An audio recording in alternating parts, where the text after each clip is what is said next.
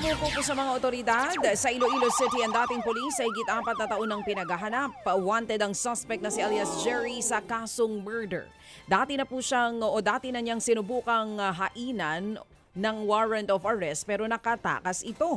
Nagdesisyon na raw ang suspect na sumuko para matapos na daw ang kanyang problema. Isinauli niya na rin ang kanyang service firearm. Nasa kustodiya na siya ngayon ng pulis para sa kaukulang dokumentasyon.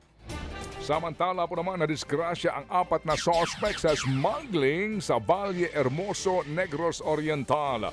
Nagkalat pa sa kalsada ang mga kahon na may lamang umano smuggled na sigarilyo. Matigil-tigil to sigarilyo na to, Tinatayang aabot daw sa 2.6 milyong pisong ang halaga ng naturang smuggled na mga sigarilyo. At ayon sa report, nagsagawa po ng hot pursuit operations ang mga pulis laban sa mga suspect pero nakipaghabulan ang mga ito. Naghiwalay pa nga sila ng daan para hindi mahuli pero pareho naman silang naaksidente. Nasa pangangalaga ngayon ng mga pulis ang 4 na suspect. Samantala, arestado po ang isang puganteng Koreano sa Pampanga. Wanted ang suspect sa South Korea sa kasong may kinalaman sa iligal na droga. Nahuli pong puganteng si Kim Soo sa Clark Freeport matapos ang intelligence sharing ng mga otoridad sa Pilipinas at South Korea. Mayroon din siyang red notice mula sa Interpol. Hawak na po ng Bureau of Immigration ang suspect habang pinoproseso ang kanyang deportasyon. Tumambad naman po ang sako na mayroong bangkay ng lalaki sa Pulangi River sa Malidagaw, Cotabato. Nakasuot ang biktima ng berdeng t-shirt at itim na cargo pants. Sa paunang investigasyon, pinaniniwala ang inanod ng malakas na agos ng ilog ang bangkay mula sa mas malaking river system.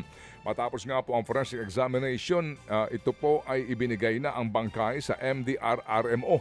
Dahil naaagnas na at sa kawalan po ng pagkakakilanlan, nagpasya ang mga otoridad na ilibing habang patuloy ang investigasyon. Nasawi pong magkapatid na bata sa Bagong City, Negros Occidental matapos malunod sa ilog. 5 at 3 taong gulang ang mga biktima habang kritikal ang isa pa nilang kasama na 3 taong gulang.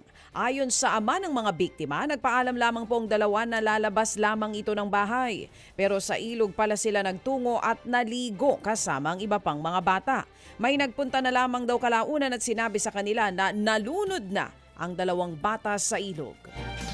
Mga kapatid, patuloy po kayong tumutok sa 105.9 True FM para sa totoong balita, impormasyon, music and entertainment. Mag-subscribe sa aming YouTube channel at podcast at sundan nyo kami sa Facebook, Instagram, X at TikTok sa True Network PH.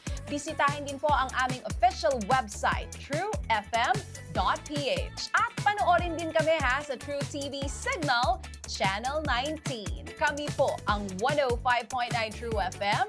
Laging true sa'yo, kapatid.